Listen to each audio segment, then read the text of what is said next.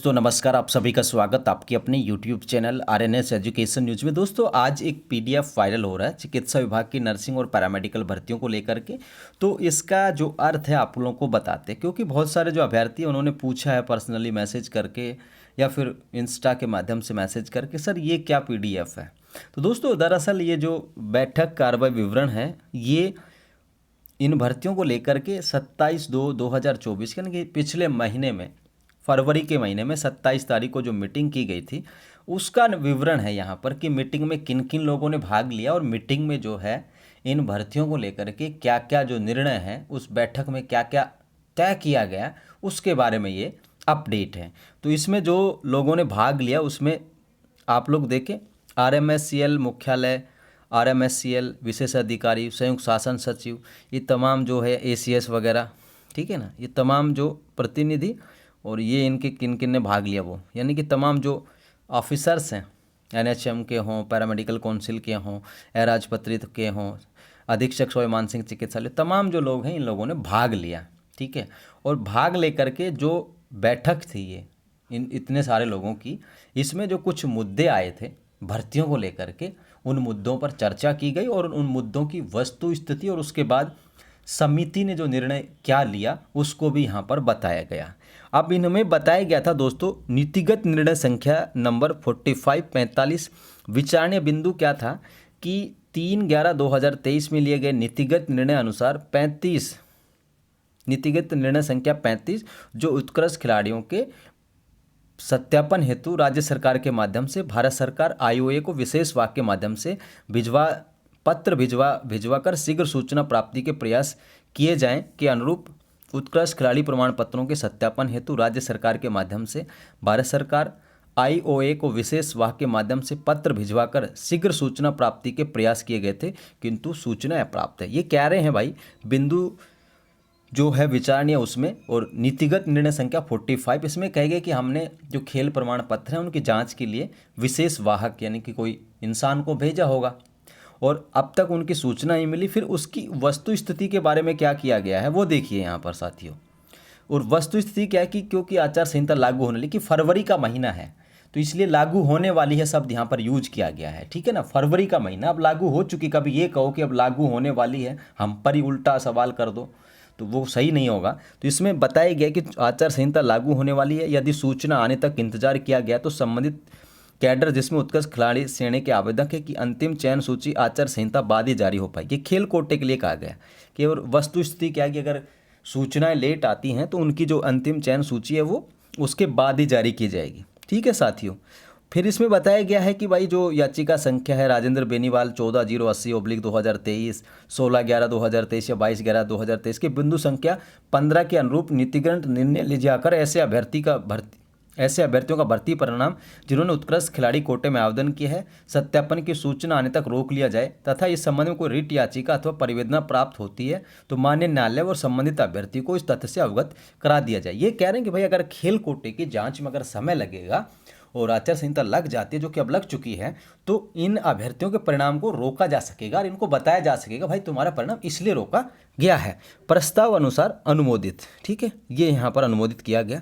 दूसरा यहाँ पर दोस्तों इन्होंने बताया था कि जो भाई चुनावी आचार संहिता के पूर्ण रूपेण से निष्प्रभावी होने के उपरांत दिनांक 5/12/2023 से अनुभवी अधिकारी कर्मचारियों की राज्यवार टीम में सूचना प्राप्त करने का प्रयास किया जाएगा।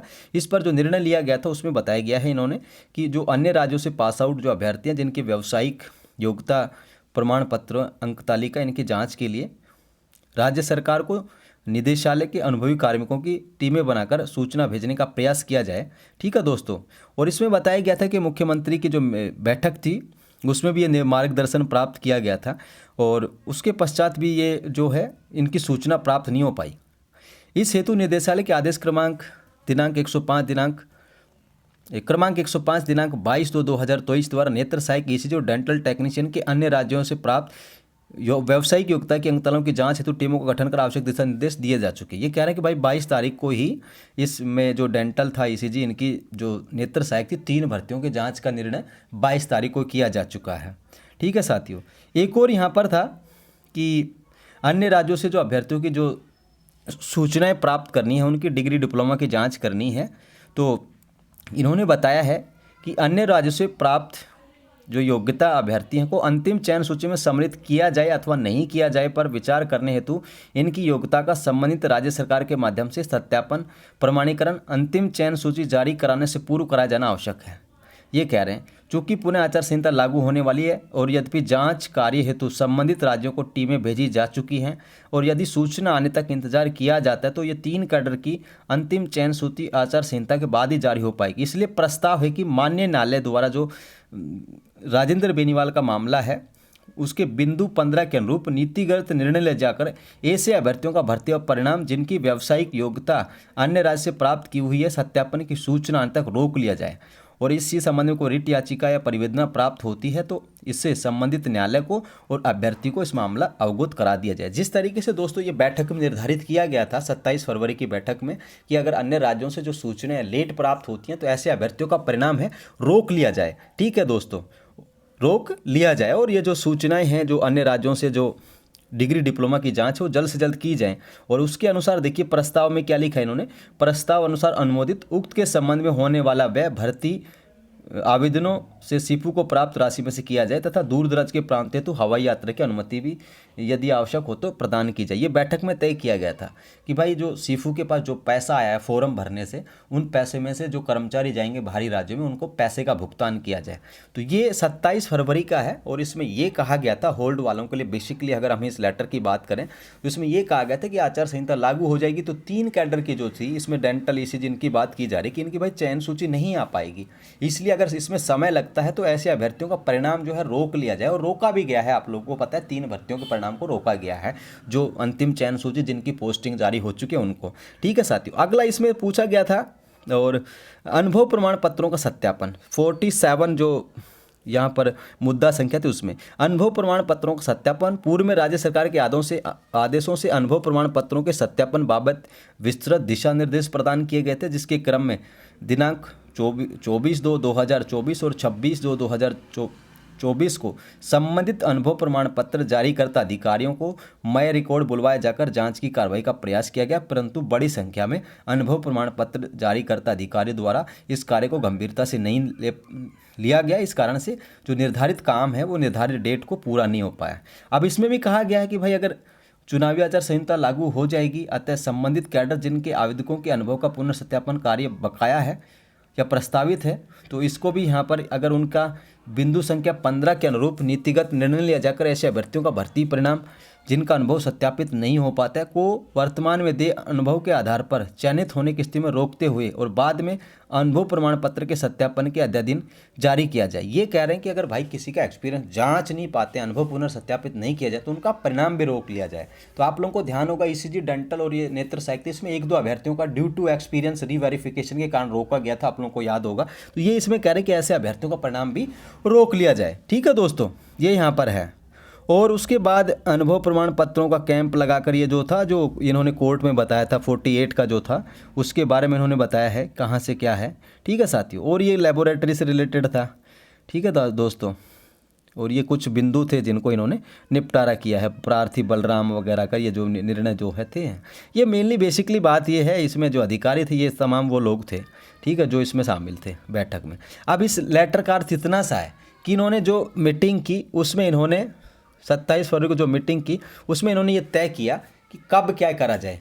अनुभव जांच नहीं हो पा रहे तो उस परिणाम को रोक लिया जाए, डिग्री डिप्लोमा बाहरी राज्यों की जांच नहीं हो पाए तो उस परिणाम को रोक लिया जाए, खेल कोटे की जांच नहीं हो पाए तो उस परिणाम को रोक लिया जाए, कोई पूछे तो बता दिया जाए, कोर्ट को भी बता दिया जाए कि भाई इस वजह से रोका है।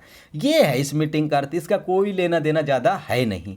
इसके अर्थ तो बहुत निकाल सकते हो आप लोग अगर निकालना चाहें तो, ठीक है, लेकिन मैं कहूँगा कि कोई ज़्यादा मतलब है नहीं। ठीक है, ज़्यादा से ज़्यादा ये हो सकता है इस वीडियो को देखने के बाद या इस पीडीएफ को देखने के बाद आपके मन में ख्याल लिया है कि यार कहीं ना कहीं हमको अगर होल्ड कर दिया तो होल्ड की जांच नहीं की गई तो देखिए दोस्तों ये चीज़ें हैं आचार संहिता से पहले की बात थी। ये किससे? आचार संहिता से पहले की बात थी। ठीक है, अब आचार संहिता लग चुकी है तो ये पहले जब चीज़ें की गई थी तब कहा गया था कि यार ऐसे अगर हम करेंगे जांच आने तक का या डिग्री डिप्लोमा जांचने तक का अगर वेट करेंगे तो ये जो 3 कैडर की नियुक्तियां हुई हैं ईसीजी डेंटल और नेत्र सहायक की, इनकी तो नियुक्ति नहीं हो पाएगी, इनकी सूची नहीं हो पाएगी। इसलिए 27 तारीख को एक बैठक आयोजित करके और उसमें ये निर्णय लिए गए थे कि हम ऐसा करेंगे और ऐसा किया भी गया। ठीक है। तो इस लेटर का बस इतना सा अर्थ है। अब आचार संहिता लग गई है तो इस लेटर का कोई ज़्यादा अर्थ जो है रह नहीं गया है, ठीक है। इसमें बेसिकली विभाग ने एक्सरसाइज की थी कैसे इन भर्तियों को करा जाए, तो इसमें इन्होंने के तमाम जो बिंदु आए थे उन पर इन्होंने चर्चा की।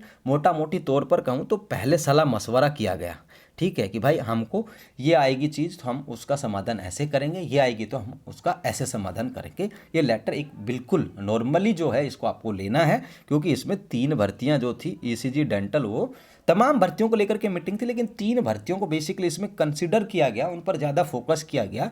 और उसमें इन्होंने बताया कि अगर होल्ड की जांच नहीं होगी तो उनको होल्ड कर देंगे, फिर से उनका परिणाम जारी नहीं करेंगे। खेल कोटे का भी परिणाम जारी नहीं करेंगे जब तक उनके खेल फेडरेशन से उनके खेल प्रमाण पत्र सत्यापित नहीं हो जाती। ये तमाम चीज़ें हैं, बाकी बेसिकली नॉर्मली लेटर है, ठीक है। और इस लेटर के आधार पर ये कोई मन में ना सोचे कि यार हमारे होल्ड वालों के साथ कहीं आगे जाके ये कर दिया तो देखिए ये करना नहीं करना विभाग पर निर्भर करेगा।